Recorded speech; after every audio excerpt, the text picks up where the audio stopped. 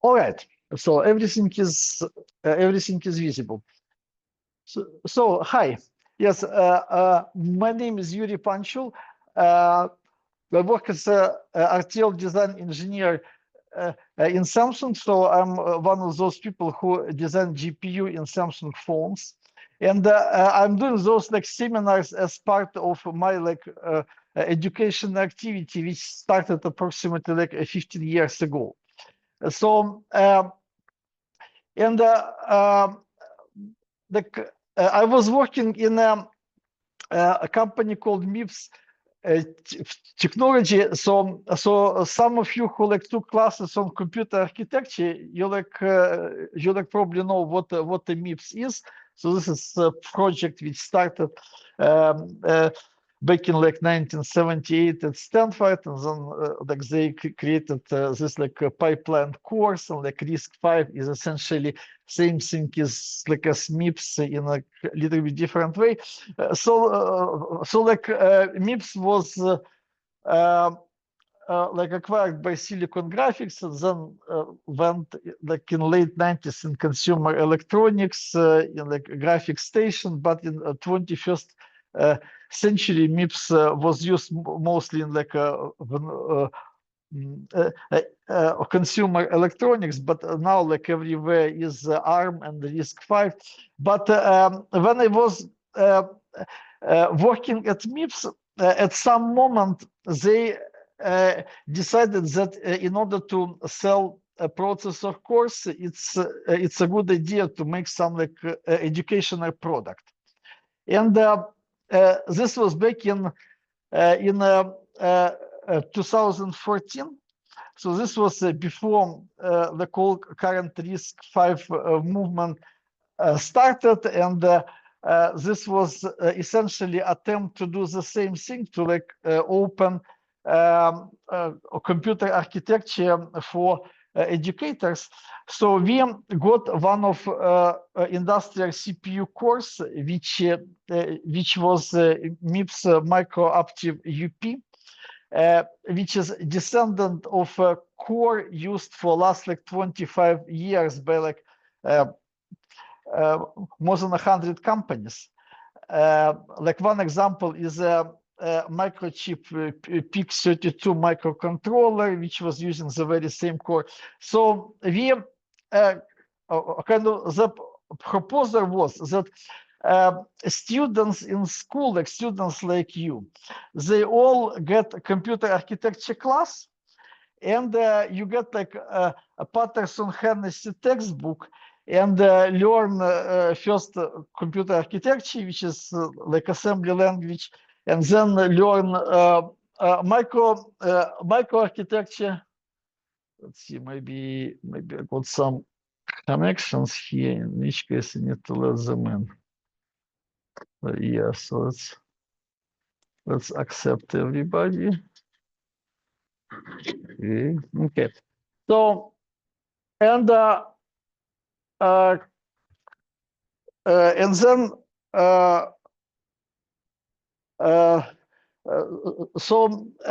usually students who study computer architecture, they use some very simplified view of a CPU, and they use some like small like classic 5-stage pipeline in Verilog, and do some labs with a simulation, with like instruction set simulation, and with Verilog simulations then like on FPGA boards. But we like our like message was that okay, so you studied this course in school, but now we will show how the real like industrial core looks like. So like your like core in school, it's like a couple of thousand lines of code, but here is industrial core, which like which is like small, but it's still like tens of thousands lines of code, and like mid-range course and high-end is like hundreds of thousands lines of code, and some like larger project is like more than 1 million. But so that students can actually see the difference between what they learn in classroom and what design engineer faces in his job. So we created this project, call it MIPS FPGA. So this was like name like I created, and marketing wanted to change it, but then they said, okay, this is like a good name. And then we went through many universities. So we asked actually to create educational materials by David Harris and Sarah Harris, who work in Harvey Mudd in Southern California. And we started to look how students like you work with industrial CPU core, just like look how to connect it with peripherals and how instructions go through the pipeline. But then I discovered that it is necessary to have even more basic examples, because the way how many classes are taught, they are somewhat disconnected from the realities of the companies. Specifically, traditional classes go in many like one example. As a design engineer, like many classes, when they teach like flip-flops, they start with like SR latch, then go to like D latch. They may mention like JK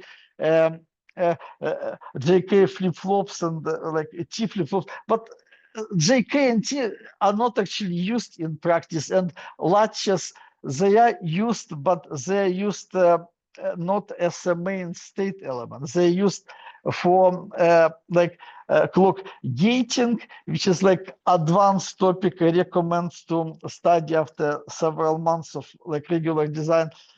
And they used for some rare things like large arrays or like time borrowing. So like essentially students learn them before learning D flip-flops, and then they simply don't use them. And then they go to like a real company, and they find that like 99.9% of state elements we use is D flip-flops. So like all this a chunk of knowledge with like SR latches and things is simply not used. But at the same time, because like I interview a lot of students, I found that they are not trained in certain type of tasks, and they will show you like what tasks I'm talking about. Because when we like interview students, we want them to solve some pipeline questions in Verilog, and such exercises like are simply not present in many classes. So like as a result, I created with like a bunch of people from both academia and from the industry, set of introductory exercises and a set of exercises with pipelining that help you during job interviews. So when you'll go to like to interview in like Samsung, like Apple, NVIDIA, in all those companies, this is relevant. So like essentially we created, and now this is a Verilog Meetup, but before it was like seminars in different places. So we created like two open source projects. One is introductory examples for FPGA, and another is examples that help people to get trained for a job interviews. And this is what I'm going to present today. So let's go through the slides. 1 second. I still need to change this. One.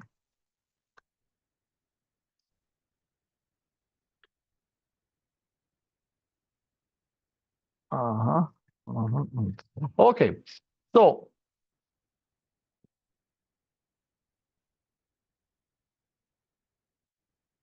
yeah, so before we discuss anything, let me give some like basic clue for people who see it first time in their life. So can you show like how many of you learn Verilog in school already? Okay, so you like know Verilog. Okay, so like I don't need to go through such simple details. Yeah, so here like I put like introduction for those people who just start, and some idea of difference of ASICs and FPGA, and how like FPGA works. So so here is like open source project. So one project is basics graphics music, and today you will play with some like examples from a basics graphics music, and how like our examples are different from type of examples you have in your lab. We support 46 different FPGA boards. So one thing what I found from experience, that like every school has a certain type of FPGA board. They have some vendor lock. So when like Xilinx, when person from Xilinx or from Altera or from Lattice or from the Gowin or now from like microchip, when they go to school, they are trying to lock professors with a certain set of examples. And then those professors use those examples with the same vendor for the next like 20 years. So one thing what we decided to do, we decided to create a combination of wrappers and scripts which allow you to run the same example on many boards. And I will show how this works. So like essentially, let me show it right away. So essentially, you start something like a VS Code. So let me connect some board. So do you have some? Yeah, okay. So you have some board here. Yeah. So this is a board from with FPGA from a Gowin, which I use for many seminars for the reason that it has very fast synthesis. So when you use like Xilinx, you know that Xilinx Vivado runs for very long time. So you have to wait it and wait it and wait it. And Gowin works very fast. So and especially if you use like Apple Macintosh, like on Apple Macintosh, something you run in Vivado, which take like couple of minutes, they trust like 20 seconds. And some like simplest example, like one gate or something runs for just a few seconds, like instantly. So this is one reason why I use like this board. So let me show some example of how this all works. So here, okay, let me close this like all terminals. So you're going to like VS Code. You go to one of our examples. For example, this example is called like moving graphics. So then you like open, this is our example. So here you can see a module header, which is like a parameterized module header. So here you can see like a clock frequency, number of keys, number of switches, number of LEDs, and so on. And all those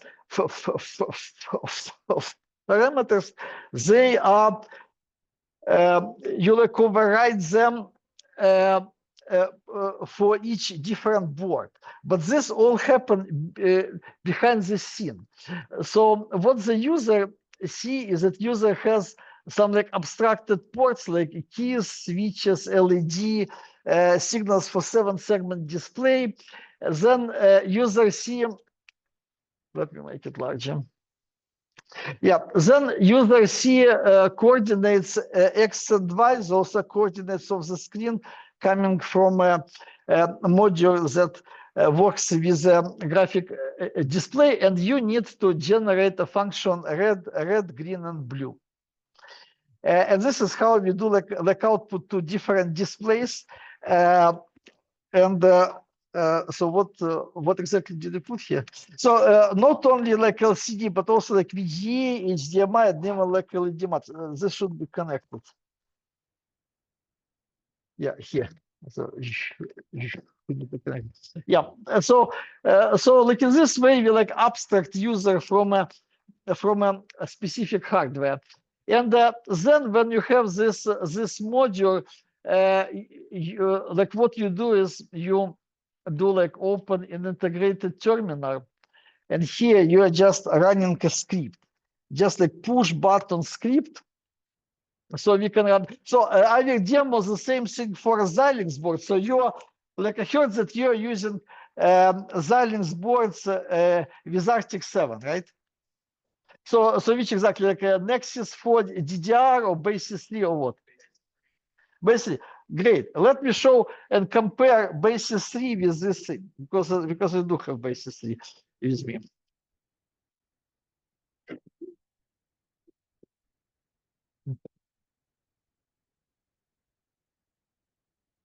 Yeah. So Ram, do you have a little VG display you can connect to this Basis 3? So do you have the little VG display? Yeah. So I will just put so that you can compare the same example. Yeah. So. Oh wait. This actually started to run Altera for like another board. Sorry, but I will show you both like Altera, Xilinx, and Gowin. So with Altera, you essentially run synthesis. Board is not connected, so it is not there. But once you run synthesis, you can, if you want to look schematic, you can then run vendor GUI and see like a schematics in a vendor GUI. Yeah. So, but with Altera, you have to recompile it so we can. So you show just to compare how different vendor look like. But for us, they're exactly the same because we are running script and we just tell name of the board to this script. So yes, but here is Altera. And then I will run Xilinx, and then I will run Gowin, and then I will run Lattice, so you will understand how this all looks like.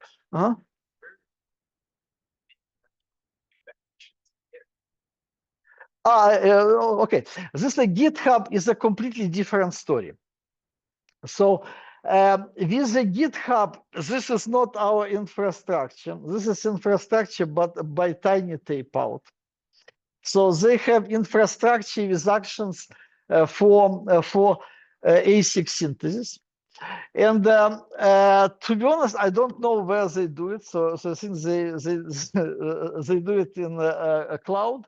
But you can actually contact with like a Tiny Tapeout. We're just using their infrastructure to easily move people from FPGA to like ASIC using this like tapeout, using Tiny Tapeout infrastructure. Yeah. So if you run it, with like Altera, you can click here, select netlist viewer. So like I will show the same thing with different boards. So here you need to click to, what is this? No, this is a microphone. Yeah, this one is a. So yeah, this is a laptop. So just a second. Need to make it larger. Oh, this is yeah. So you can just click and you can see our user module, which is instantiated here.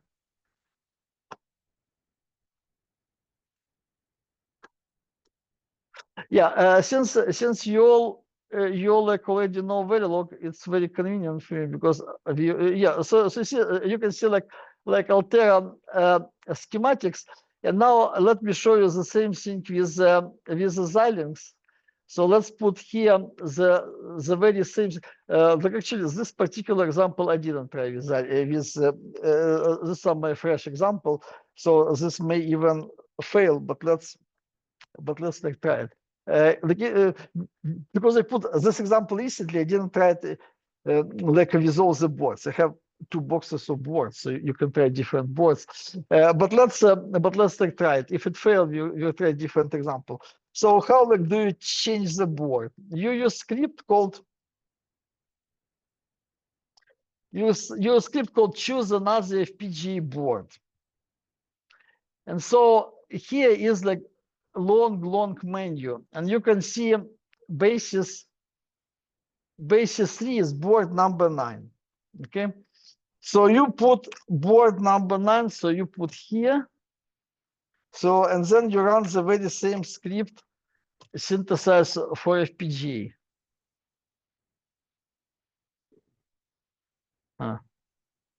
Yeah, so now it runs command version of Vivado.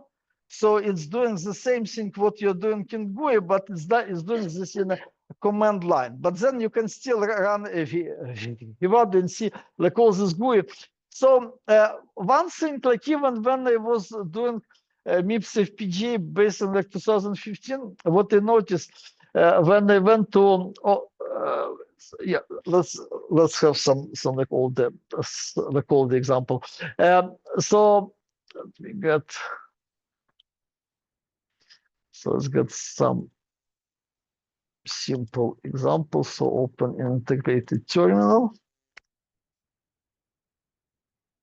Synthesize. Yeah. So what I noticed is that when Xilinx talk with universities, they make a presentation which shows some details of their like environment and things like how to use like DSP48 optimized hard macro and so on, but they actually don't teach you how to do the design. They put focus more on their like Xilinx specific functions. But we are in like industrial places, we actually expect from students something else.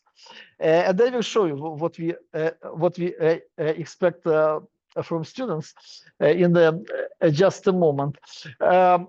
So for this reason, for like type of like microarchitecture education, like my vision is that schools, like all the schools, like use different boards, and they just use this like wrappers and scripts to so that students can like switch the board and do different board and learn like a basic. So learn like SystemVerilog, micro architecture and so on.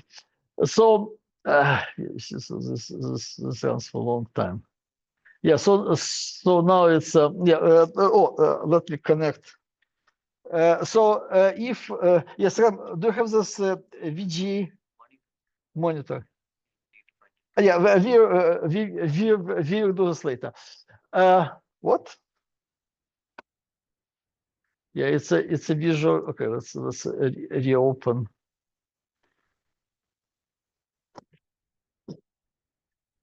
One second. Yeah, when you run this with Zoom, it's some. Oh, let's also close Altera. Just too many things on the screen. So when you run it with Zoom, it just sometimes do something like that.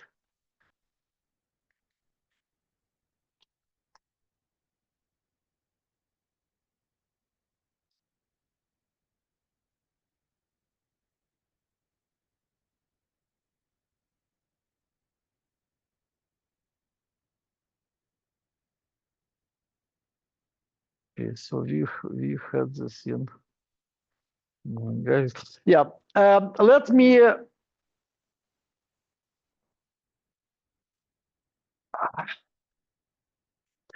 yeah. So let me run the same thing with the Gowin. They will run this specific example.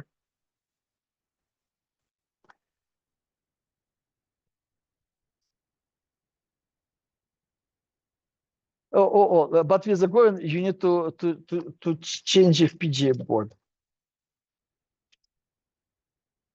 So this board is called 10 Nano 9K.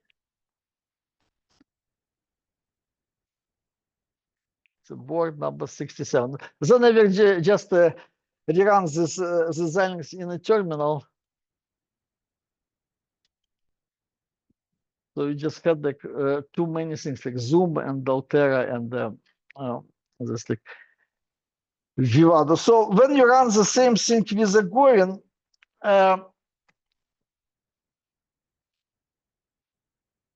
yeah, so this like is practically done.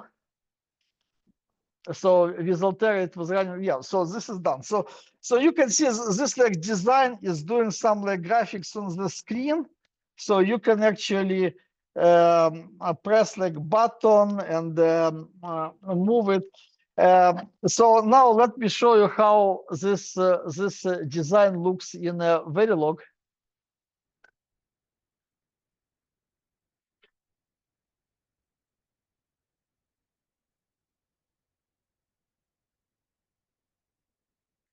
Okay, so so you have those like ports. So now in this Gowin board, the clock is 27 megahertz. So we create a little counter in order to get enable signal. So this counter is 20 bit wide.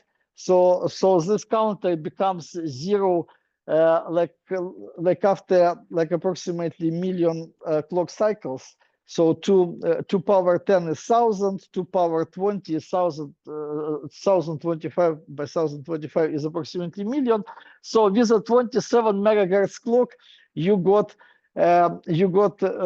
this wire true, so like enable is true 27 times a second, right? So then we use this enable signal to run a different counter. So we increase, we are doing like +1, and then we have like simple code that if X is more than counter, then red is 1. And this is how we are going to have like a redness moving across the screen.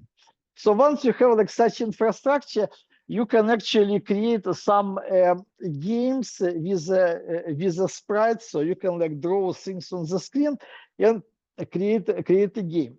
So basically what we, so did you run it? This one we can, it's very feeble actually. It's not even. What board are you running?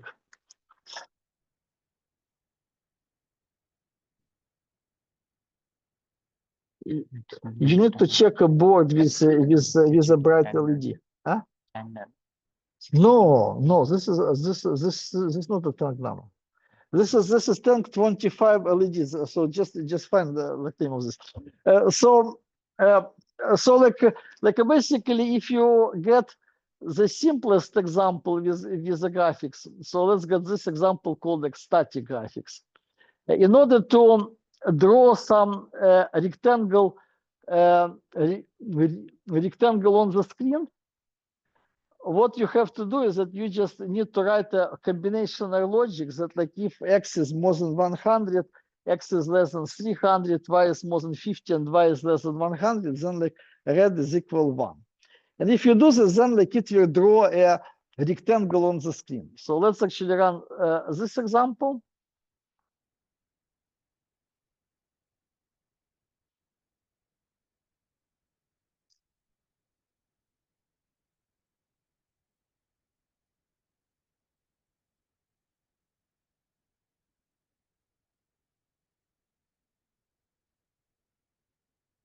Yeah. So now you can see that you can see that it draw 3 color rectangles on the screen, right? So now, like if you add a counter to it, then yes. So now, like a question is that how like do you draw a circle? So can somebody ask? Can somebody answer? So how do you draw a circle on the screen?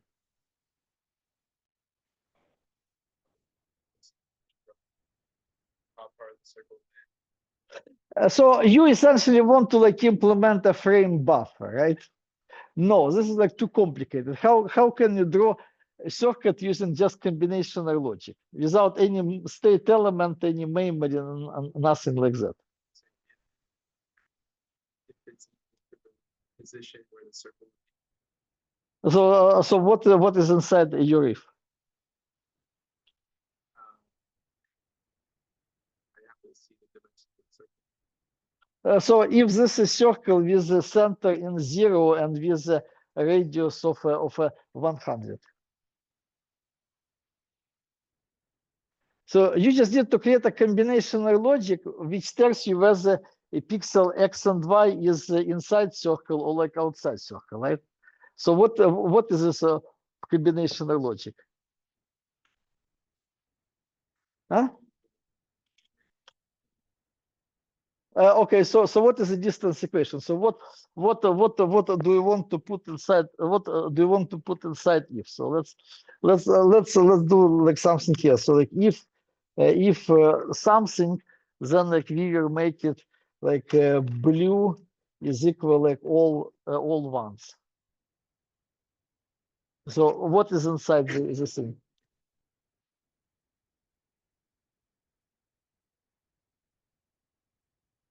First of all, square root in hardware is a heavy operation, and we will talk about square roots in just a moment. By the way, so you're saying that you are putting like square root of what?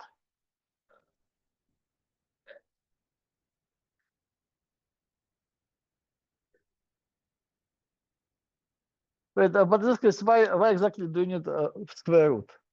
So you want to square root?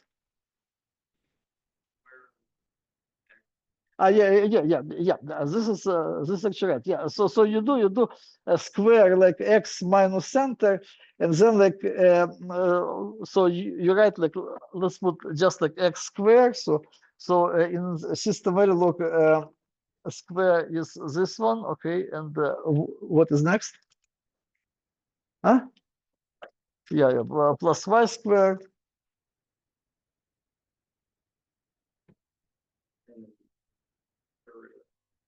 Huh? And the square root of x squared. So you want to put a square root, okay? And like is this it? Yeah. But in if you have to have Boolean equation. So basically a square root of x square plus y square is a radius, right? Yeah. So this we just say like if like this we just say that like square root will be just distance. This is a number. You need to create Boolean conditions. So you put just like if 100, and essentially Verilog interprets it as if something is not equal 0. So this equation will be not equal 0 for all the screen except only 1 pixel. So let's first run what he said. First of all, we cannot do a square root, a combinational square root in Verilog easily. I mean, you can, but this will be too heavy. So, okay, what is your? I was thinking, take away the square root, and how many pixels wide by how many pixels wide? So this is 480. 480. 480 wide and 272 high. Okay, so then we can say if that number is less than 480. Okay, if this number is less than 480. So we can say 480 squared. So you want actually 480 squared. But this case on the left you have square root, on the right you have a square. So you probably want to remove square root, right? Yeah, but you see, this is the whole screen. So this is like actually too wide, because so this will just draw.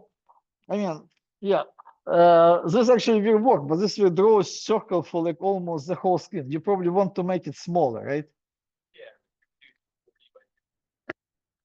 Yeah, let's put 240 by 240.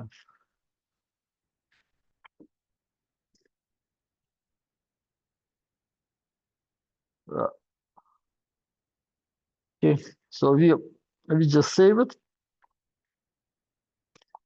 To save it, we go here and we run. Yeah, this code has actually another circle, but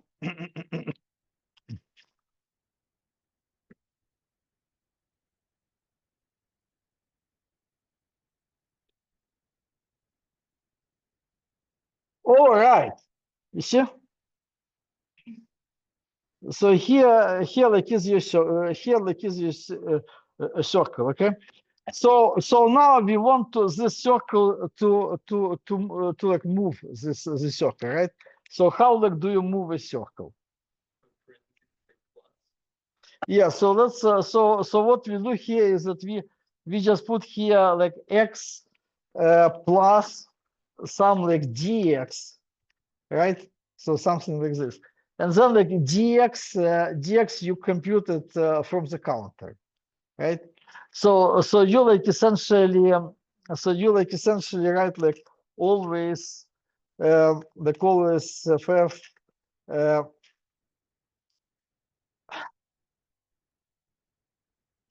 postage clock. Difficult to type in this way.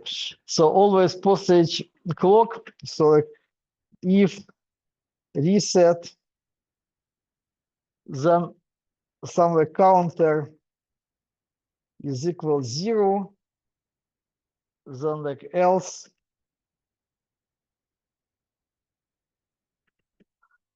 the counter is equal counter plus 1, put 1 d1.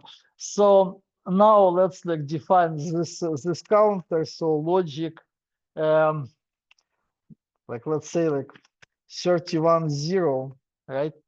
And this counter, right? So now, but if you just do a plus counter, because counter changes very fast with a frequency of 27 megahertz, this will move too fast. So like in order to make it move slowly, we actually put dx. We can put something like wire.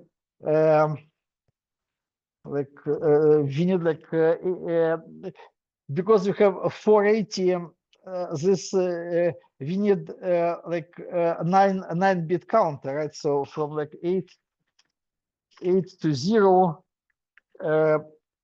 put dx is equal cnt. Let's get so what numbers should we put here to make this thing moving slowly?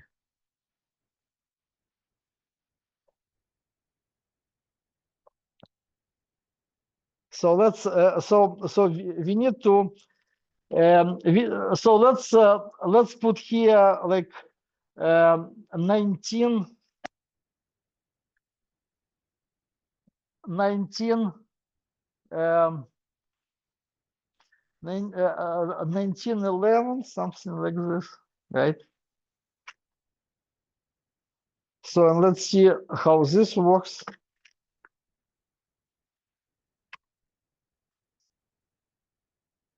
So now we can resynthesize. Oh, there is error. So you put okay, dx.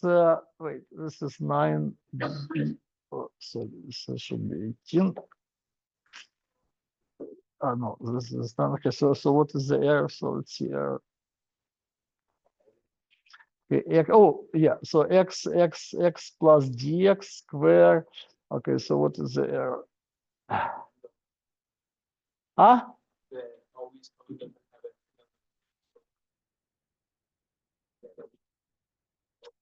have it. No, the reason actually the cat is here, so this is fine. Okay, so let's see. Always a perfect postage reset 0. Yeah, so let's see it here.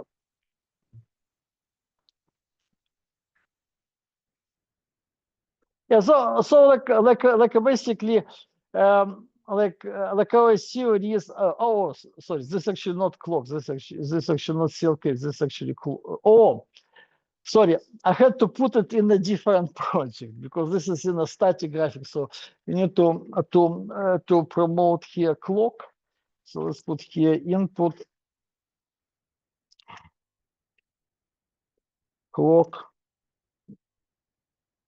We have CLK, right? So we have CLK, and then like input RST. So this is a sub module of this is sub module of a larger module. So we have like clock and we have RST. So we are going here into laptop, and which has clock and RST. Huh? What? Yeah. Let's see the zoom. 1 second.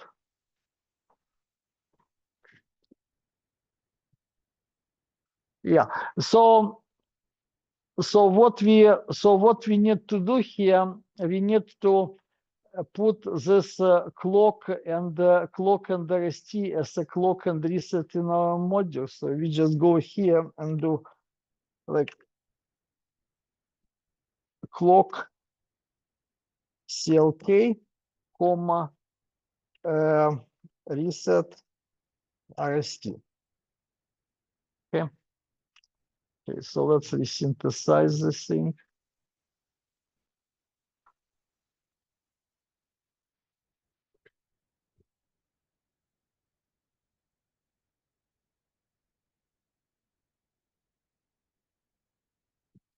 Well, but did I save this file?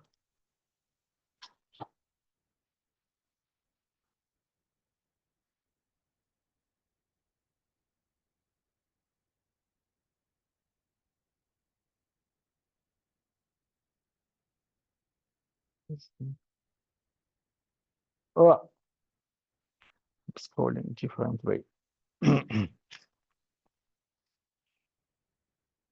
Here. Cannot find port reset. So did we put port reset in this module?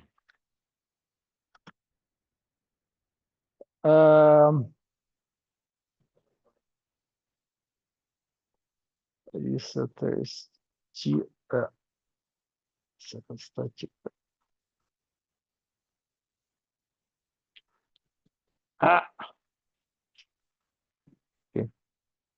Yeah, I put here RST. So let's put here reset.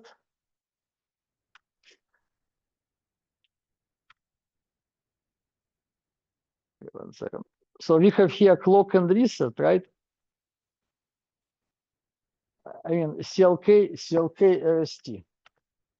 And in the laptop, yes, like in a laptop, I also need to put here CLK and here RST. Okay. So let's synthesize it again.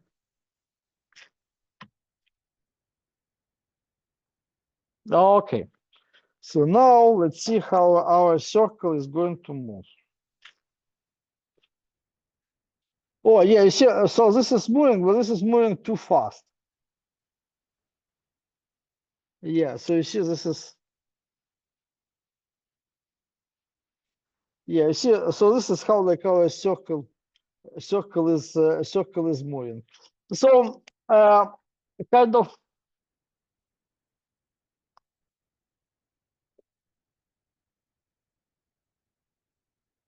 yeah, so we can make it move slowly.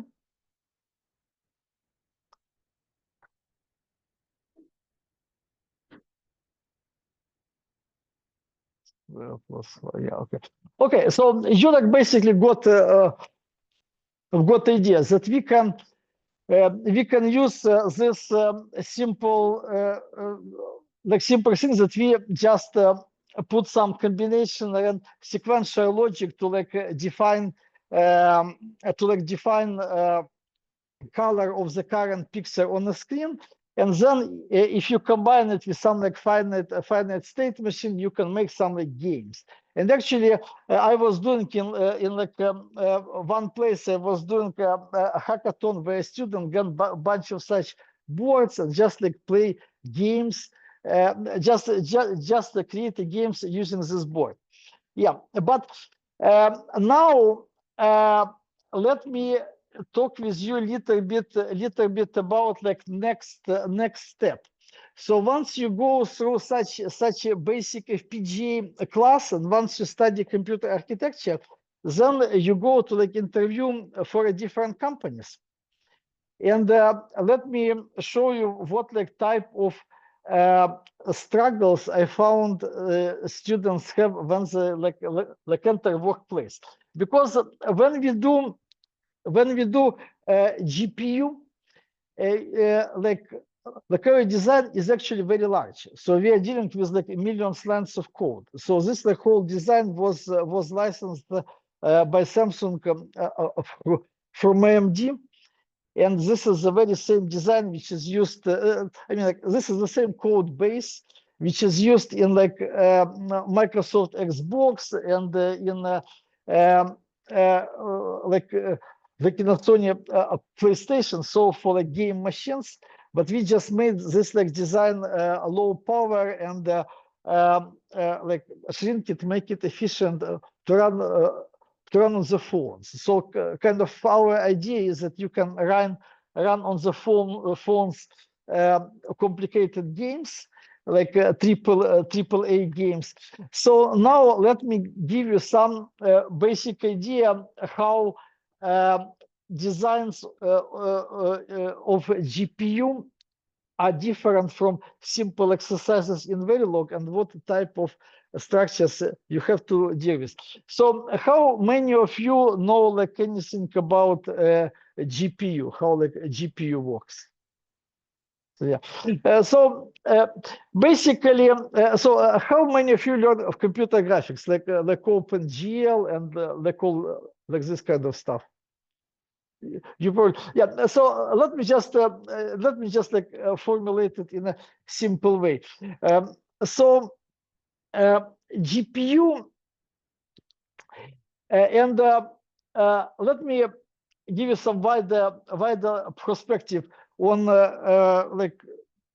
CPUs versus networking design versus GPUs. So how many of you took class in Patterson Hennessy or this kind of book? So how many of you know RISC-V or MIPS assembly? Okay, and how many of you went through the class where you discussed a single clock CPUs and the pipeline, and so you have a pipeline of CPUs. Okay. So you mostly are familiar with the pipelining with an example of 5-stage pipeline CPU, right? So when you if you go into a CPU company, then you will essentially and if you work on a high-end of CPU, you will construct more complicated pipeline with many stages, with more forwarding, with more speculation, branch prediction, and so on. But if you go to, let's say, networking company, then you are dealing with a different type of design, which is not CPU centric.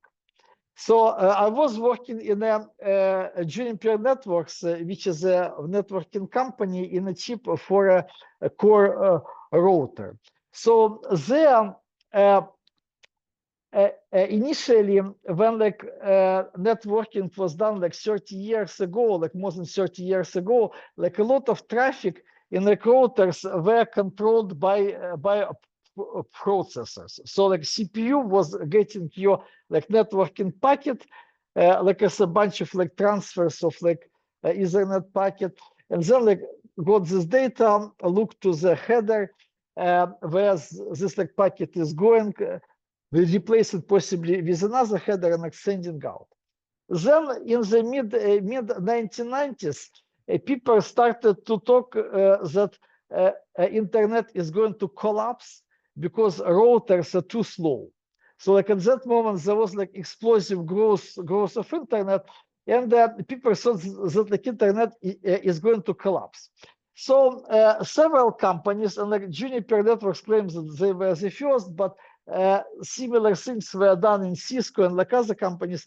They decided that for most of cases of a packet processing, you don't need to involve software. You can just put a hardware algorithm, and then in like 90-something% cases, you just get a packet as a stream of transfers, figure out this like header, replace it, send it out, and involve CPU and software programs only when you really need to, only when you have something like complicated going on.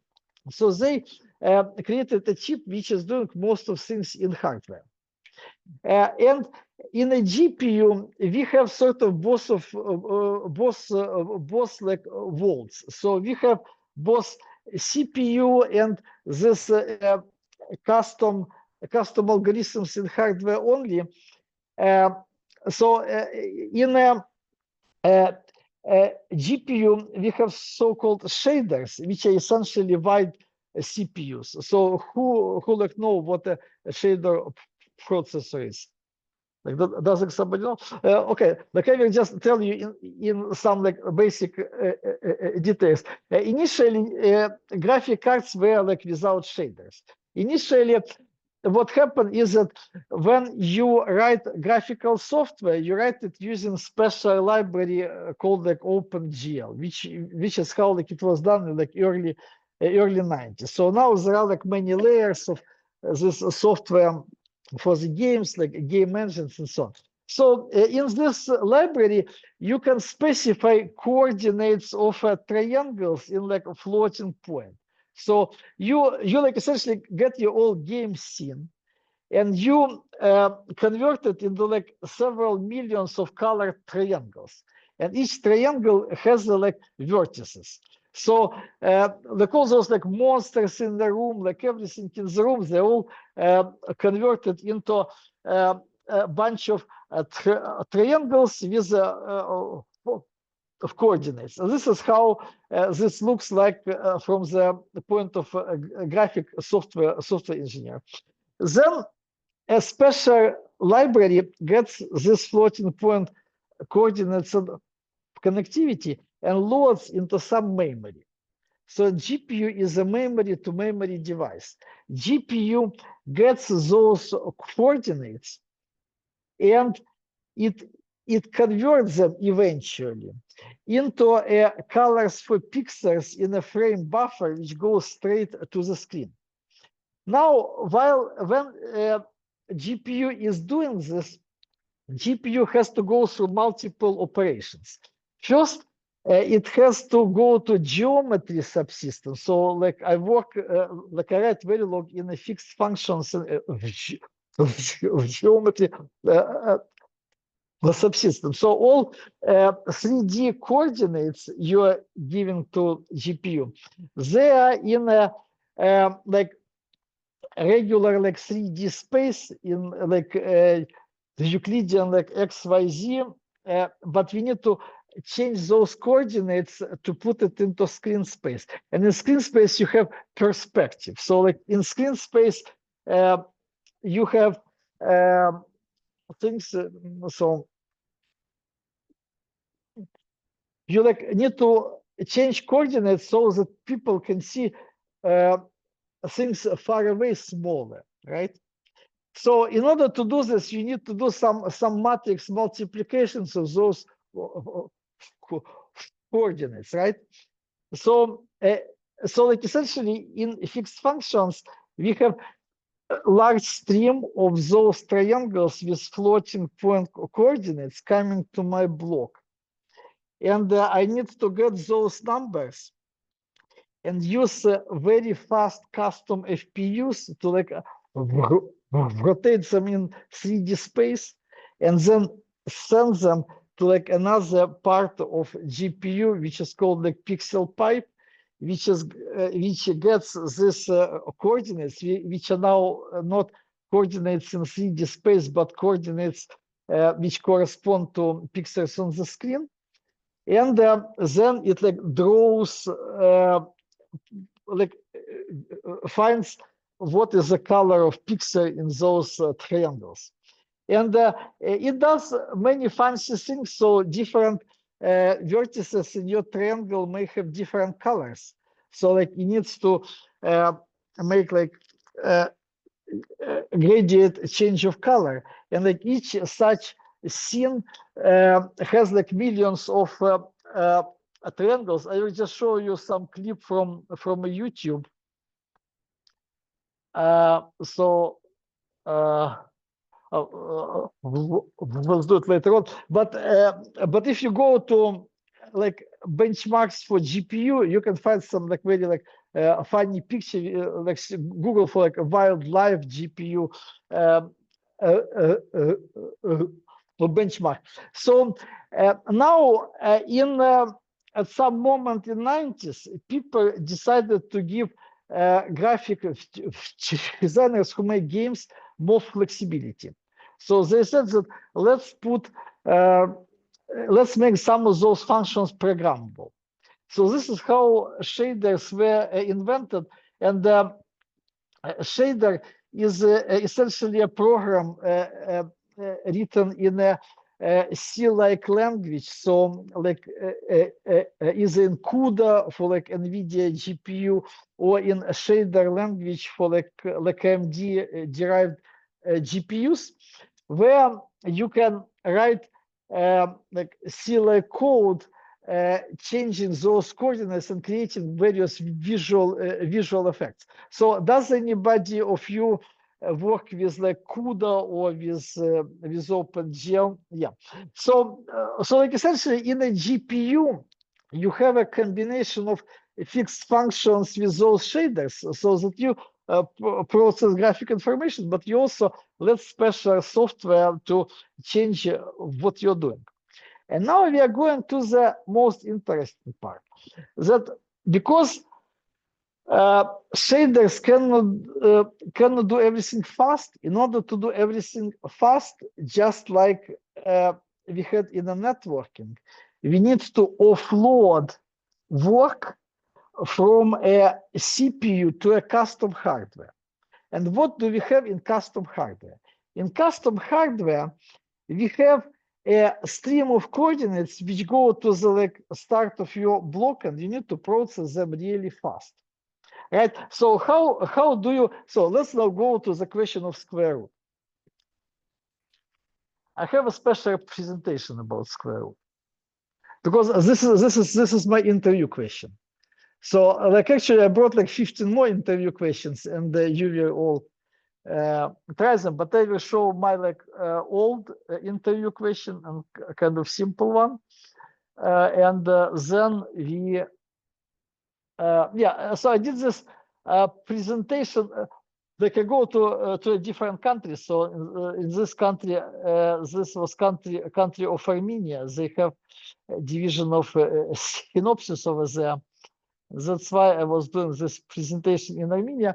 And in Armenia, they have like International Electronics Olympiad, which I was like criticizing in this presentation. But I also, one thing what you need to talk with you about organization of a team in a hardware company. We'll do this today. Okay.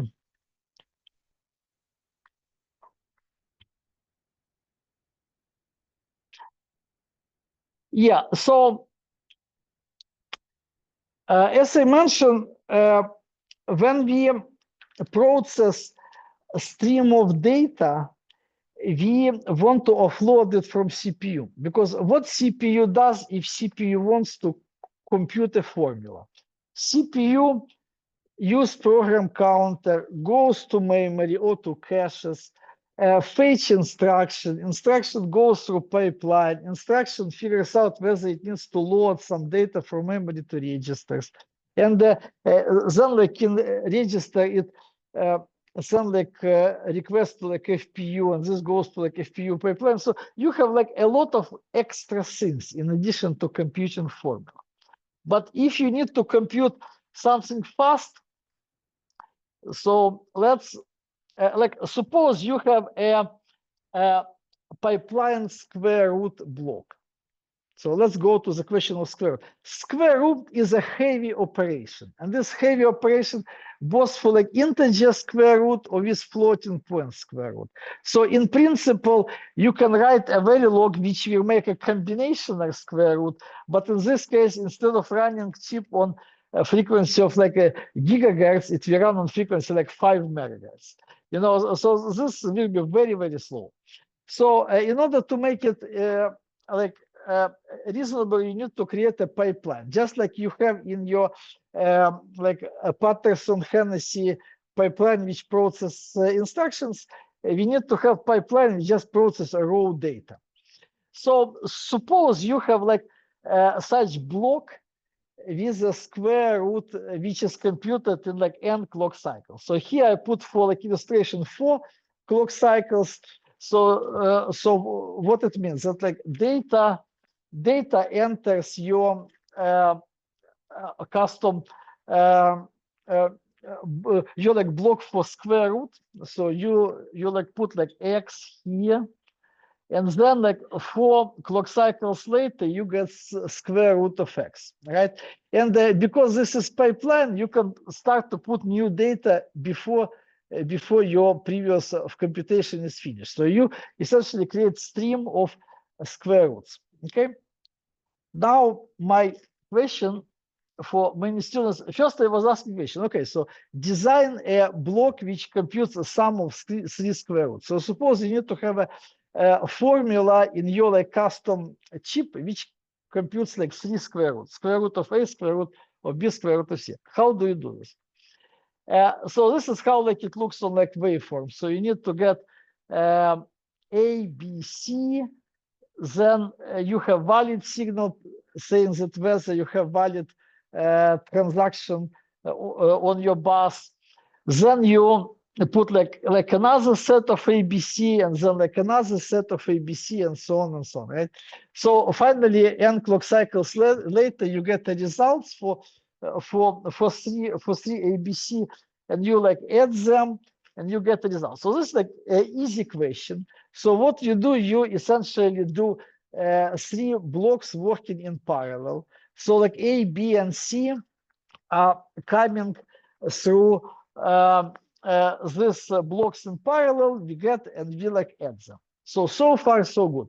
So all students are doing this very well. But then I was asking the question: what if you have dependency? So, and let's discuss this question in more like details, because some students answer this right away, but some students struggle. And even if they answer this right away, they struggle later with like other topics. So let's talk about so why this like topic is important, because when you build any custom hardware, whether this custom hardware is like fixed function in GPU or some like DSP processor or like networking packet, you use similar techniques in order to process a large amount of data 2 orders of magnitude faster than you do this with software with a CPU. So first of all, what would you do to put such some formula? So let's ask like somebody.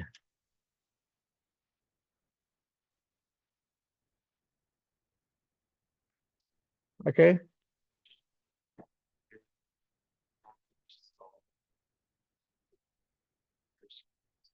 Okay, so let's like analyze this question. So first of all, many students were drawing this. So what you said is different, but first I will go through this. So here, so many students were drawing that first you get C, put it through one square root block, then it's joined by B, and you like add a result and B, then you put a square root of C plus B through like another square root block, get a result, then you get A and put it through a square root block. So this thing like obviously is not going to work, and the reason is not going to work is because once you when you compute square root of C, your B like is already not there. So you like essentially have already on the bus B4. So now some students were, so stalling is the kind that you're using like a finite state machine to wait until the result is ready, right? So what you're saying is that so what you're saying is that you put A, B, C, then you compute C, and in this like in this time A and B are not changing, and then you get the C and you put B, so you stall the whole thing. Now the problem with stalling the whole thing is that it has bad bandwidth. So bandwidth means that in order to compute this, so like in order to compute, so like here you see, suppose like square root has a latency of 4 clock cycles. Now here, like if you stall it, then you have to wait 4 clock cycles, then 4 more clock cycles, and then 4 more clock cycles, so 12 clock cycles before you put a new transaction. So you suddenly made your block working 12 times slower, okay, with a block which computes another formula. And basically, if you store it, like now, like if you look to like GPU, you have a bunch of some custom units, and if you stall everywhere, you will get performance not different from like software. Yeah. So now, like another thing that so some students will say, so okay, so let's put our B into register. So now the problem is that if you put B into register, then yeah, you put B1 into register, but now like B2 is coming, and where to put B2? If you put B2 into register, then it gets overwritten, and you don't have B1, and you need B1 later on to add it with C, right? And the same thing. So some students were. So then, like after students like ask, yeah, and also some students they heard from computer architecture class about like superscalar CPU and about like Tomasulo algorithm, and they say, oh, like let's put Tomasulo algorithm, but I like compare it, like Tomasulo algorithm is a very large, heavy hardware structure. So essentially. Like it's like in the garden. I ask you to get shower and dig a little hole. You call company to bring you some big machinery excavator instead. You know, so like and in our GPU we have like hundreds of such like custom units, and in like machine learning as well. So you need to do some simple like static pipeline. So now, like assume most of you went through some like introductory Verilog classes, right? Okay. So have you studied like shift register there or FIFO? Okay. So you did study shift register, right?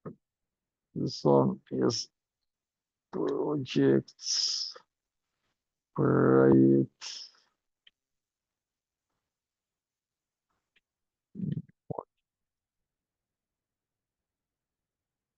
Okay, so one of my wait. Yeah, this is fine.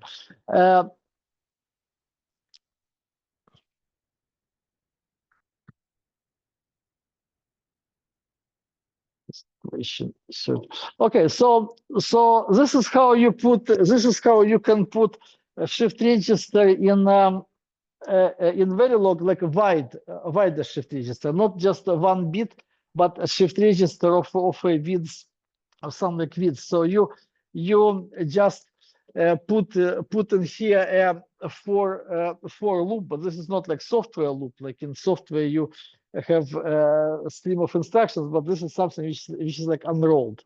So you just get data and shift it to like another a place.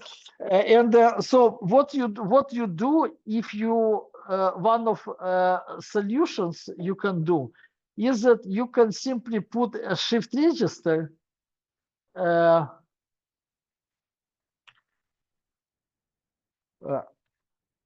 let me put it just as a slide. So you can simply put a shift register here. So you see while you see travel through the pipeline like C1, at the same time B1 travels through this shift register, and then B1 and C1 meet after C1 comes from this block, like 4 clock cycles later. It meets B1 which comes from shift register 4 clock cycle later. And you see, when you build such structures, you essentially put a bunch of flip-flops. This is your cost. But now your formula can be processed every clock cycle. So this is like 12 times faster than what you propose with stalling this whole thing. You see? And now like you can compare that how long will it take to compute this formula for like RISC-V CPU or for even like x86. And this is actually one of the reasons we are using FPGAs in the first place. Because with FPGAs, they run on they're more expensive than a mid-range CPU. They run on lower clock frequencies, and they consume more power. But unlike a CPU, you can use such techniques to make them things to produce with a high bandwidth. So you just stuff them with data, and this data stream of data goes through it. So, but one example is used for like DSP algorithms. So, how many of you study anything about like DSP? Which okay. So you see, with the DSP to do this like a fast Fourier transform and things, or to do some processing of sound, you can use DSP because of parallelism and because of pipelining. So specifically, like I have a friend, like his name is Alex Belitz. So he was working in a company which was doing high-end music for the stadium. So when you put like rock group, and there is some equipment to put all the speakers around and to properly put sound. So they were using FPGA just to process sound because CPU cannot do this in real time, but FPGA can. But at the same time, like you would ask that, why don't they create special chip for it? But like as you know that ordering chip from a foundry is like ordering a commercial chip is a very expensive operation, and the smaller you get in technology process, the more expensive it gets.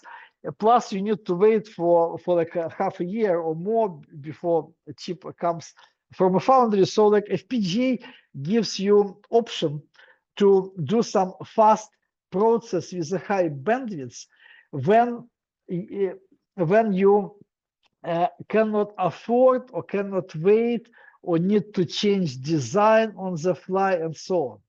So this is one of the major reasons to use FPGAs is to do such fast pipeline processing. Or like another case is when you like FPGAs is used in like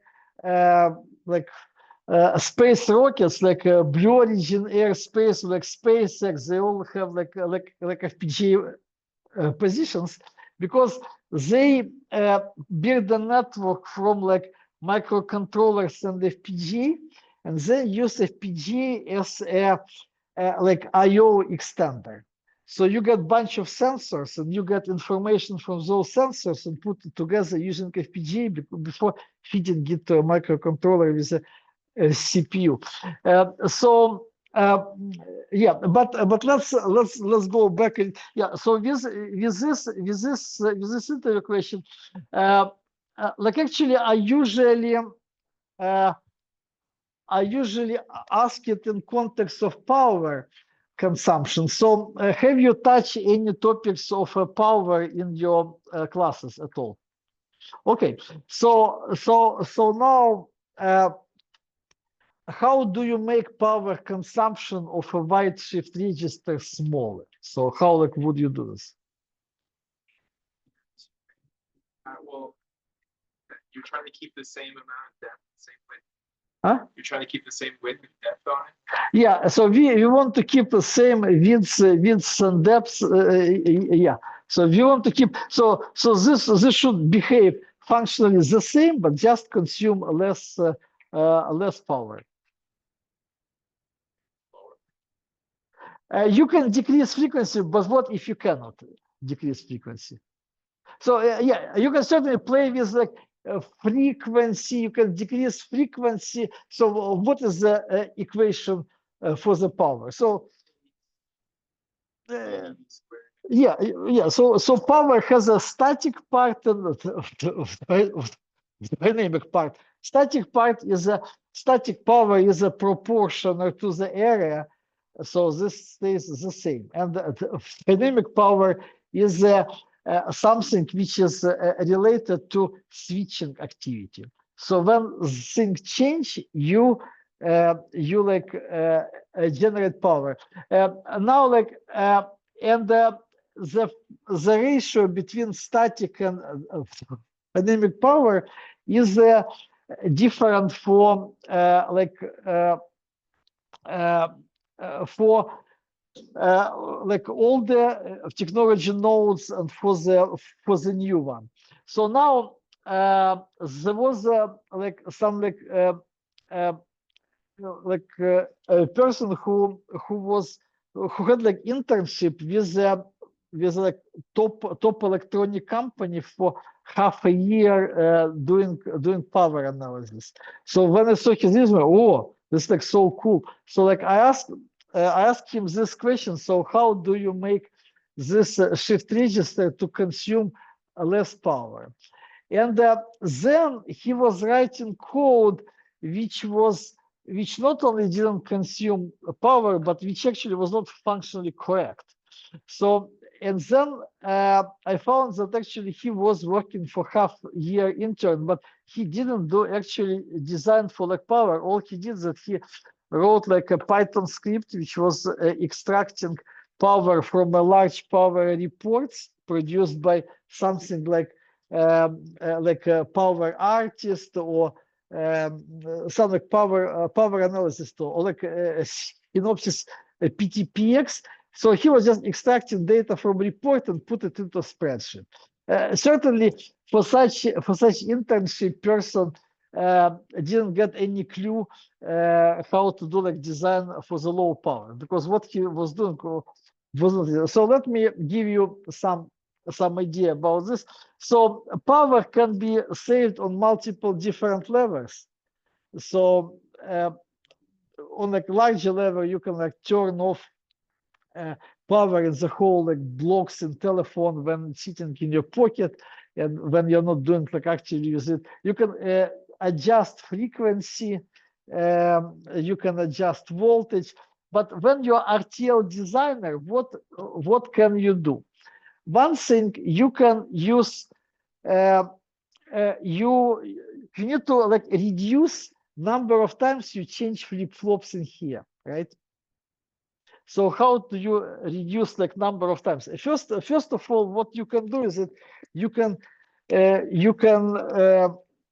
have a bit called like a valid bit, and for each piece of data you have this like valid bit. Like actually I put it in this slide. So if you so like you can, so this is your like wide shift register, right? So like in order like in parallel to this wide shift register, you get shift register with only valid bit, and this one bit tells whether what you have in the shift register is a valuable information or something which you don't care. Like this shift register was used to like align pipeline to compute formula, but some like another unit didn't send you any formula to compute. So you have data which is not valid there. So now if you have data which is not valid, so if you want to make it, so one like simple trick, but unfortunately this trick is not the main trick. So one thing what you can do is that you can put here like another input called invalid. So then you create here like another vector of valid, which is, so you can put them in the depth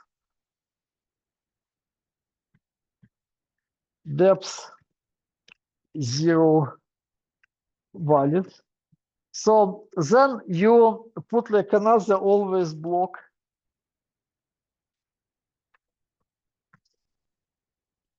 So in this always block, so here you have to use reset because valid is a control bit.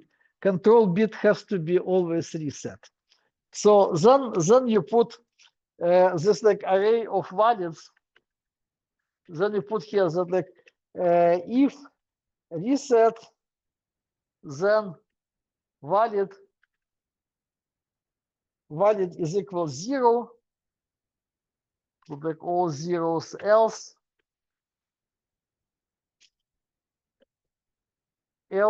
like valid is equal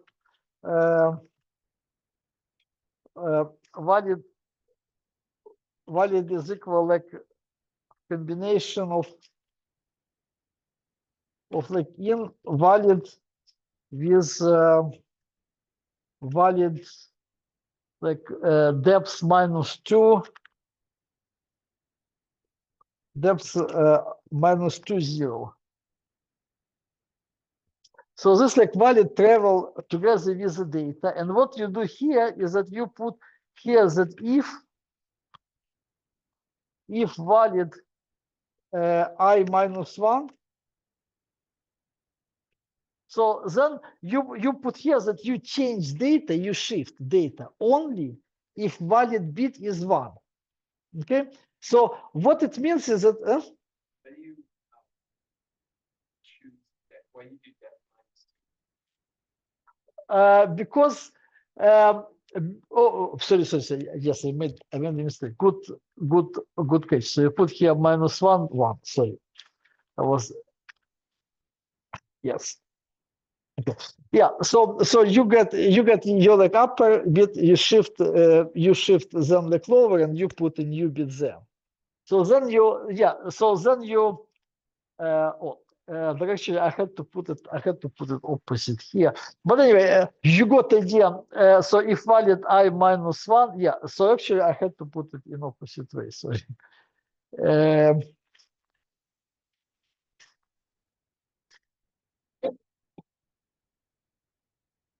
Huh?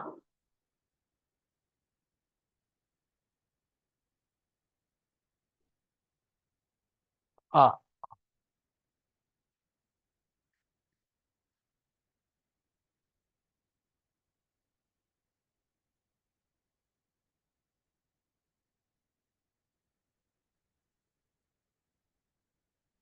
Yes, anyway, so you keep essentially a bit which tells that where large number of bit is a valid or not, and you change this only if the bit is valid. So when it's not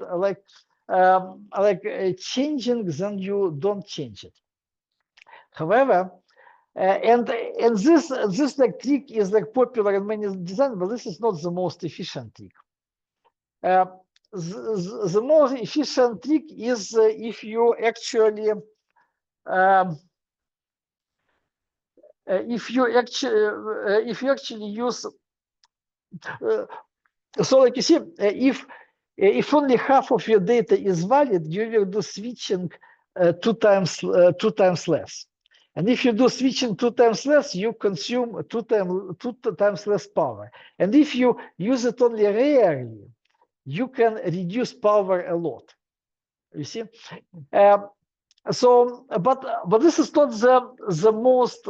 This is not the most kind of efficient way to do this. There is a more efficient way to do this is to instead of shifting data, to shift a pointer. So you like study probably in like programming like stack, how like stack works and how like a FIFO works, right? So here you can implement the same thing in hardware, and in hardware you can deal with a FIFO. So FIFO works in a similar. So FIFO has a similarity to a shift register, but it's different things. The easiest thing for me is to just show you FIFO on the board. Yeah. So you're saying that like FIFO was not in your like introductory class, right? But do you study this later? All this like microarchitecture with the FIFOs and so? Huh? The ASIC class that was in tech elected, and we covered ASIC, depot, bucket cross. But most people in this room probably. Yeah, but you see, this is only one special case of using FIFO. Yeah, so usually like a clock command crossing is not something that happen all the time. For instance, the whole large block, the whole like CPU can work only using single clock. So for instance, there are some like clusters of CPU. So like in a CPU, you have like multiple CPU cores which share the common memory, and in order to share common memory, like in each of them have cache, so they have to use like a coherent manager, a block which makes sure that CPUs don't conflict with each other in caches. So did you study anything about like cache of coherency, things like that? So like a multi-core. Did you have like any like multi-core programming? Yeah. So kind of idea is that when you use multiple cores, you need to coordinate with them, and block which coordinates with them, sometimes it works with different clock frequencies than a course. And for this reason, you need to do clock domain crossing, so to combine two blocks which work on different clock frequency. And this is something which you can learn it by reading like 3 articles of Cliff Cummings, so you can learn it in a weekend, essentially. And because this is interview question, you have to like eventually learn it because you go to some companies. But I recommend learning this only after you master with the regular FIFOs. So now let me show. Yeah, unfortunately, I don't have a special presentation for FIFOs. So what I'm going to do, I will show you using graphics,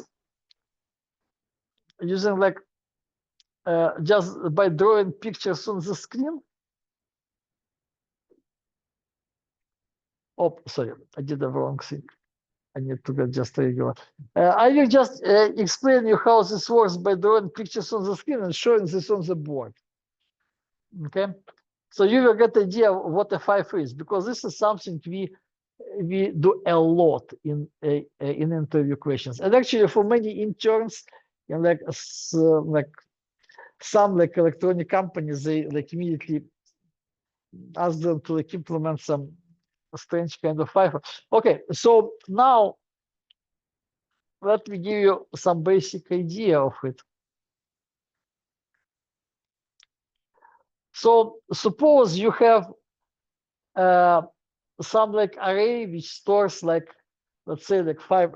I intentionally will not use power of 2 because many students who come to like interviews, they always write code for FIFO with the power of 2.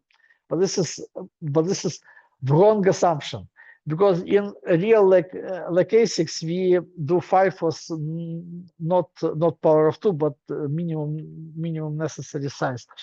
So suppose you have like 5 elements. Okay, so what FIFO actually is? FIFO is a queue, and you may have FIFOs in software. It's a data structure which has the following properties. You can push some data into it, you can pop data from it, and you can figure out whether FIFO is like empty or full. So you can like with a shift register, like if you put some like value here, like 12, then on next clock cycle it will travel here, it will travel like here, it will travel here on next clock cycle. Then like 5 clock cycles later, it appears like as like out of FIFO. I mean like out of shift register. So far we are talking about a shift register. FIFO is something else. FIFO, you put it to the entrance of this data structure, and on next clock cycle it's already available, so you can like pop it from there. But if you don't pop it, and if you push like another number like 34, then it will just stay there and you can still pop one. So basically FIFO is a queue where you put new data from the back, and you can get data from ahead. So I can show you how FIFO looks in Verilog. So let's and how like it looks on the board. So let's get okay, where is our VS? Yeah, like our VS code is here. Okay, so like there is a set of labs called like microarchitecture labs, and this has FIFO. So first I start with a shift register. So this is how like a shift register look like. So I want to rename actually.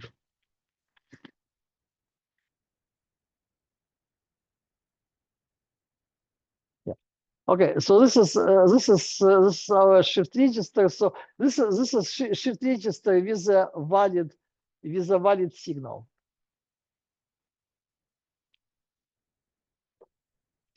So you see, a shift register has width and this has depth. So we put invalid and we put data.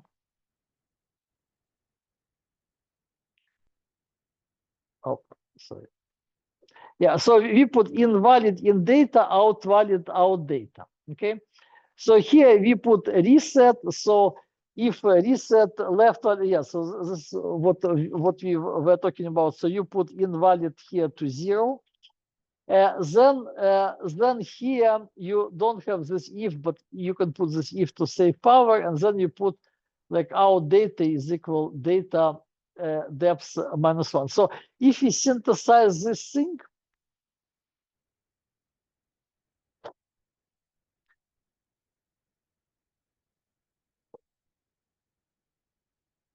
so if you synthesize this thing. I will show you how this looks on the board, and then I will show you how it looks in a simulation.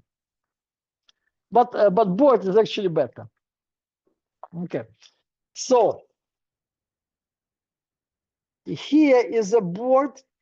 So you press a button and it puts some data. Like you just randomly choose data, what data to put. So you see, like it puts here like 2, then it puts like D6, and this all travels through the shift register, right? So like data like travel here. So they just started, then like several clock cycles, they appear from another end, right? So now, how FIFO looks like. So let's start from FIFO. First I will show how it works, and then I show how code looks like. So let's get so flip for 5, yeah, functional view. So this one.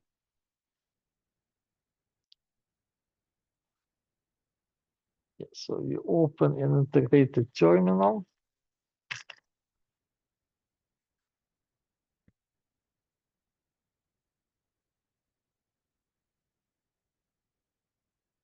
Yeah, you can run this all in like basis 3 board. I will show like it like crashed because I think Zoom and too many programs combined. But this example it runs on this board just fine.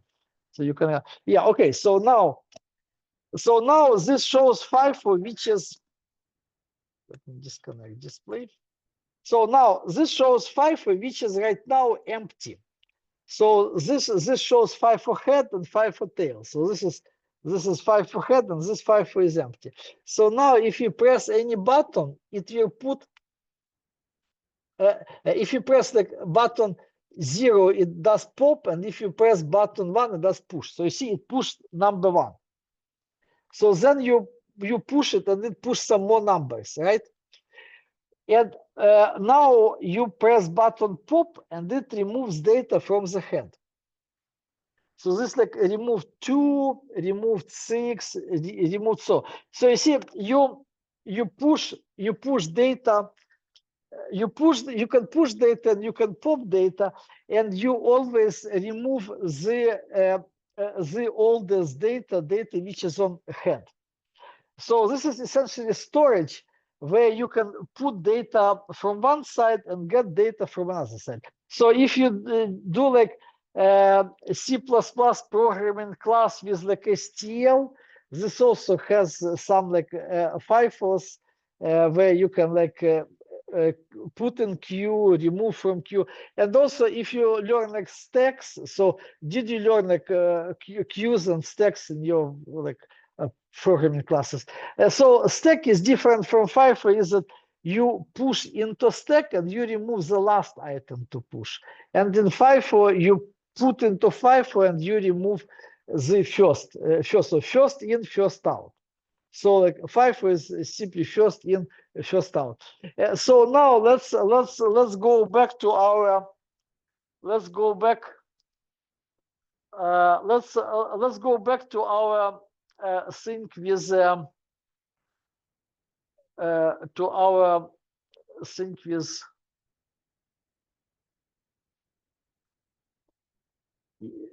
yeah. So here, instead of shift register, you can actually use FIFO, and what you do here is that you put your data to pipeline and to FIFO at the same time.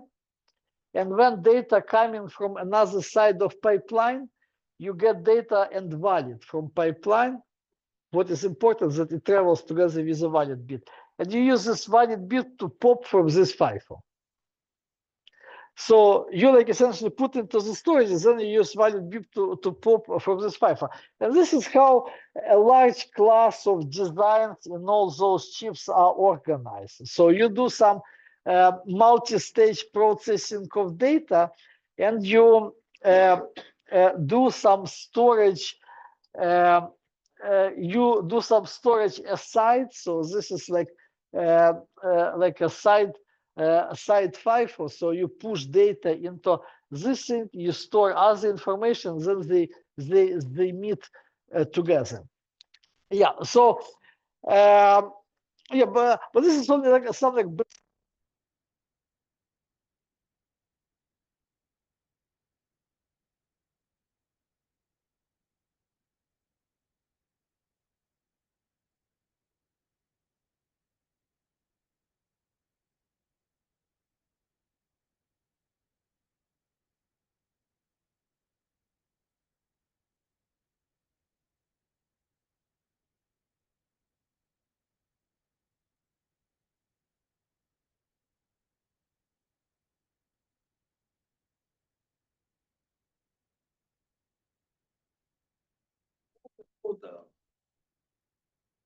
Go for a FIFO. I personally don't do this because I consider it's too straightforward. Because like in our organization, we actually ask to write not like simple FIFO, but some weird kind of FIFO. So some like FIFOs with undo the action, FIFO where you can push the keys different number of things on entrance, and the same thing is used like in other electronic companies. But with a regular plain FIFO, you need to know it to your heart, because yeah. So how FIFO works? So in FIFO we have two pointers. One is right pointer, and another is a read. Because so we have time. Yeah, lunch. Okay. This is like what I thought, because I'm just finishing it right now. Okay. So what you have in FIFO, so in shift register you just got data, and you shift this like data, right? In FIFO you have data and two pointers. So which is right pointer and the read, like at the read pointer.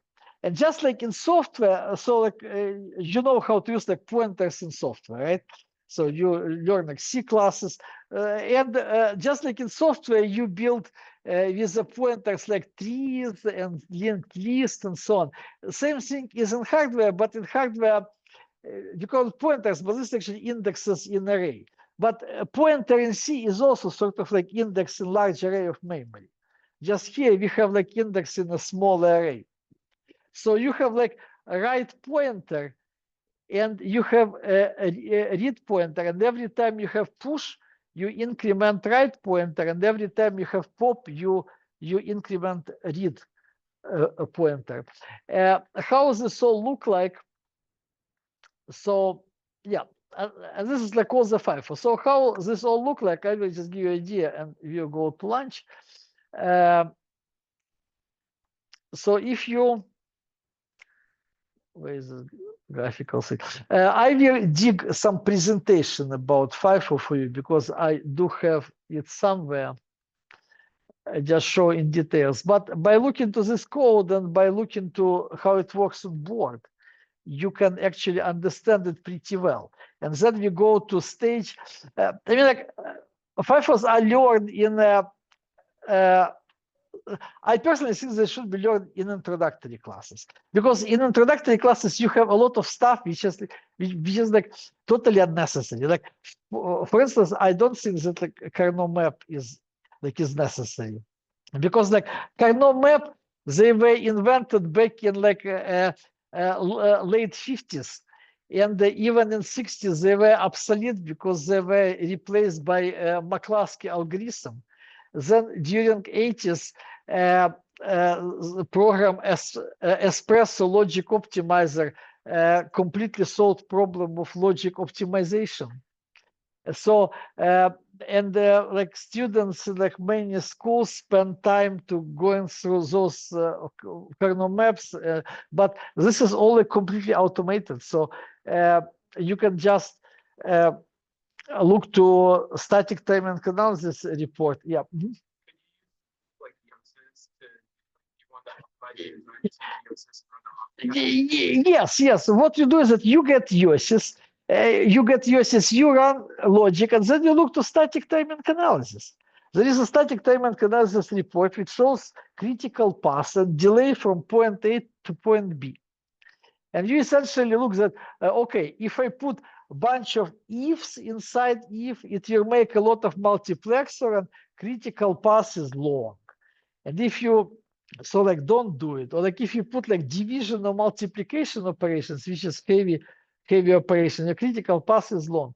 So this is just like common sense. You do it using like YOSIS and just observe the results. But instead of putting the kernel maps, they can put more FIFOs, for instance, because you never use kernel map in the workplace, but FIFO you use every day, you know. So how this thing works? So you have your like array of like 5 elements, right? And you have like a right pointer, and you have a read pointer. Now they point to the same thing. Then you do push operation. You push number 5 here. So once you push, your right pointer moves here, and the read pointer is still at 5. Then you push here 6. And your right pointer moves to the next place. Then you push here, let's say 10, and your right pointer move to like another place. Read pointer is still here. Then you do pop operation. During this pop operation, you do pop operation after you observe 5 in your like another logical set block observe 5. Once you do read operation, you shift read pointer. So next time, so now you see 6. So you will read like right and read, you will move right and read pointers, and you will observe in this way what was put there before. And when right pointer goes to the end, then right pointer goes back to the start. And same thing like as a read pointer. Now the problem is, and we will go through this in details after lunch. I will try to find a file for presentation. The problem is that if read pointer catches right pointer, I mean, like if right pointer catches read pointer, so suppose you have like read pointer here, right? And your right pointer moved all the way and then it came back. So now this whole FIFO is stuffed with the numbers, right? So like, so now how do you distinguish condition when FIFO is empty and when FIFO is full? Because in both conditions they point to the same place.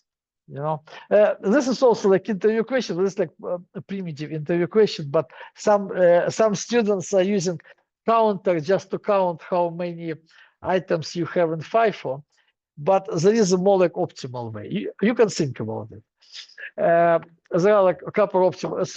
So now I will just show you how FIFO looks on the board.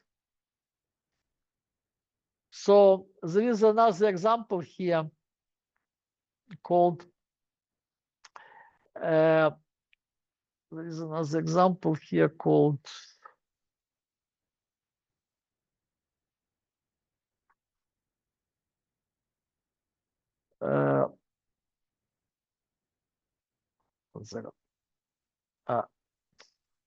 yeah, so view data layout. So now you can see from this example how FIFO looks inside.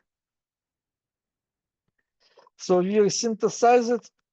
Yeah, you can use all those computers and connect boards and get those like boards and just run there. You can also use a basis with this FIFO. It works. At least the last time I checked it. So here is your like array. So in your like array, when you press push, when you put something in this array, you can see that you put 2, and then you put some 6, and then you put another. So you put here data, right? So now when you press pop, then you pop this 2, and then you pop 6. So when you press pop, 2 is gone. So the first is gone, then 6 is gone, and then another is gone. So this is how you pop from the FIFO, and this is how it looks in like array. And now the kind of main point of all this FIFO talk. the beautiful part of FIFO is that you don't move data. You move only pointers. So when you have a shift register, you just move and you change flip-flops all the time. And flip-flops, when you change flip-flops, they like consume power. Because you change like ones and zeros and they like consume power. And with shift register, you change all flip-flops in your array. So like if you have, let's say like, suppose you use shift register to move like 3D coordinate of a vertex, which is 32-bit floating point for X, 32-bit for Y, 32-bit for Z, and we also have extra coordinate W, which people who knows graphics know like what this is. But you have like 128-bit, and suppose you have custom block with a latency of like 10 clock cycles, so you have to move all this kind of bit. But with FIFO, you don't move data, you move pointers, and you only write into one location and read from another location. So you see, and because you don't move data and you move pointers, you can save power. Yeah, but usually most of the students learn about FIFO when they prepare for job interviews. So then I ask them to write code for specialized block, which is a single pointer, which is a single pointer ring buffer. So single pointer ring buffer behaves like shift register and FIFO at the same time. It has only one pointer where you read and write at the same time. And this is like also like into your question. Okay, so I think that what we will do after lunch is that you can, like I brought actually tons of boards. So you will, so because like looks like to use this knowledge with FIFO is critical, so I brought like tons of boards. So you can all get one set, connect the 5 wires to run this. Then some of you can use this computers I brought, and some, like others of you can actually install Gowin EDA and get this repository and just like run it on your computer. So how many of you have like a Windows, Linux, and Macintosh? So how many have Windows? Most Windows. Okay. How many of you have Macintosh? Macintosh. Okay. How many have Linux? Yeah. Okay. Yeah. So you can do this all. So if you don't want to download it, I can just give you. I can. Oh, wait a second. I have images for Linux. I need to check whether I have it for Windows. But anyway, you can. Wait a second. But all of you have Vivado and Basis 3 boards, right? Yeah, you can do it on Basis 3 boards if you want. Yeah. So I will just show after lunch how to do it. So we can. Then I brought like 40 other boards. So if you want to try like Altera and stuff, you can try it as well. But let's like everybody install it on your system. And while we are doing this, let me start getting downloading fresh Windows version or check like if I have it. I will check it during lunch. So that after lunch we all will install it. And because looks like you don't have this critical information about FIFO, which is like absolutely the must if you want to go into this industry, let's start from them and then start with games with this graphics. Even if you don't want to be a hardware designer, if you want to do some system designer to like combine like software and hardware, you still need this knowledge. Because even in software, if you, for instance, have like multi-threaded software with a gated storage, then hardware threads and multi-threaded processor can talk to each other through hardware FIFOs. So you will understand the logic how like it works. So this is generally a good idea to know, because like you see, without this knowledge, if you study introductory digital logic design class, you cannot really apply it. Because if you want to work like in a hardware company, then you have to know this like topics. If you don't, you have sort of like half of knowledge, because you don't know what engineers actually doing like inside chip. So let's go to lunch. After lunch, let's install everybody board. So make sure that everybody can work with the board. Then you will see demo 5. This is like important. Then we will do some graphics on those screens, and we will make competition who does better graphics. And then I can also give everybody interview questions. And the fun part about so let me give you before the lunch to think about. This is like some this interview question is remarkable because so I will show you what I'm talking about.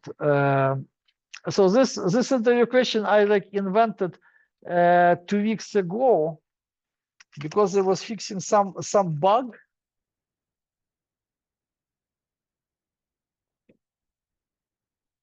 And then I realized this is great interview question.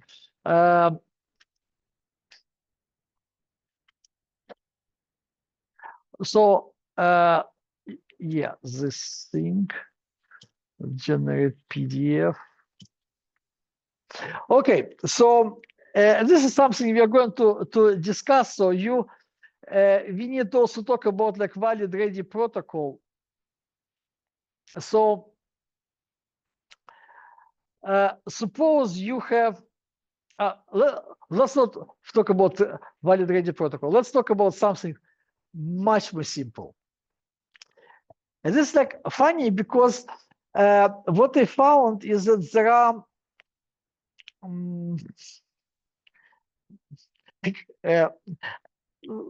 this question, you have all the knowledge to solve it, but this is a little bit counterintuitive. So even senior engineers don't do well on this question. So like actually, I have like tons of questions which you all supposed to know how, which you all have knowledge how, because everybody of you know what is D flip-flop, what is always block, right? If you know what is D flip-flop and what is always block, so let me show you 2 of such questions. So one question that you have block which process stream of data. So data is coming in and data is coming out, right? So you can now like ignore valid and ready. You have only data, right? So you have data coming in and data coming out. So your block has input, your block like has an output. And in the input, you get a signal called first. And on the output, you got a signal called last. So essentially, your block works as a filter. It gets data, it produces data, but it changes first into last. So like in your input, you were getting like B1, B2, B3, B4, C1, C2, C3, then D, E, and then F, and so on. And on the each of so we use first to show where sequence starts. So we have the stream of data which is split into sequences, right? So here you have sequence B and it starts with bit first. Here you have sequence C and it starts with a bit first. And here you have sequence D which consists of only one item, which is D, and sequence E which consists of only one item, and sequence F which starts with F, F1, then F2, F3, and then G, and then G2. Okay, so you have sequences. So a new module needs to produce also stream, but this stream is separated not using first bit, but using last bit. So you need to put bit last to the last item in a subsequence. So you see B1, B2, B3 last, C1, C2, C3 last. So you need to convert this stream into this stream. Okay. So now And in order to, please don't ask AI how to do because AI solves some of my questions and it doesn't solve other questions. About this question, I didn't try it with AI. But if AI tells you solutions, there will be no point for you to think about it. Because you need to train yourself to solve like such tasks. So now, but then like I will show you some tasks which like AI cannot solve. So and you can try to. So like yeah. And now yeah, and then if you want to check yourself, so think about it. Try to write Verilog code. So if you want to check yourself, I have a way how to verify it. So basically in this solution, this is like extra simplified. Okay, I will not show you the code, but I show that you can run a script and script will tell you whether your solution is correct or not. Yeah. So you need to write a block which has like input, clock, reset, like data value. So this is like one, and then we'll talk about like other interview questions of this, like of this kind. And like some of them are even more simple. So for instance, this is like really funny because this looks very simple, but there are some like senior engineers who spend long time with it. This is like another example. Yeah, here double token. Yeah, so here you have block. Actually, let's not this one. Let's get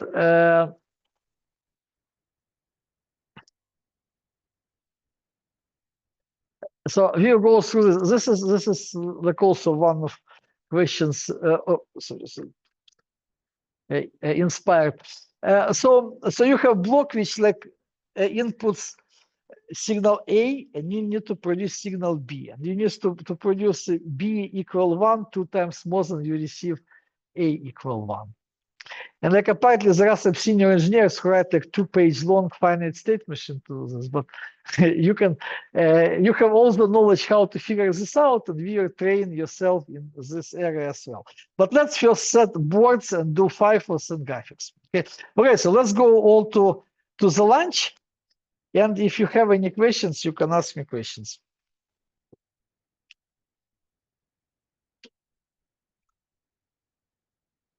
Yeah, so like everybody can get this over there. Can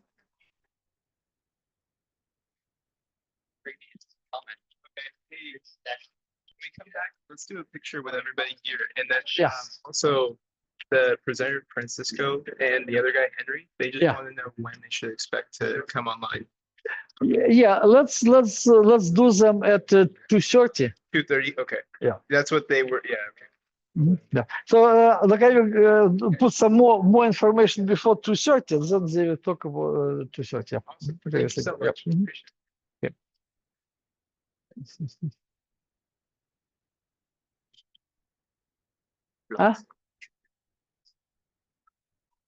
Should give what?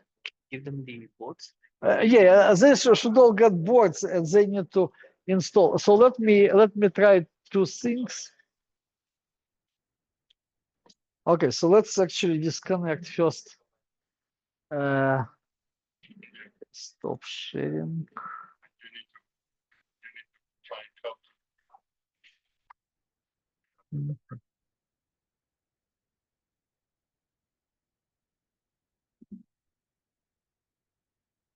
Okay, we are going to lunch. We continue after lunch.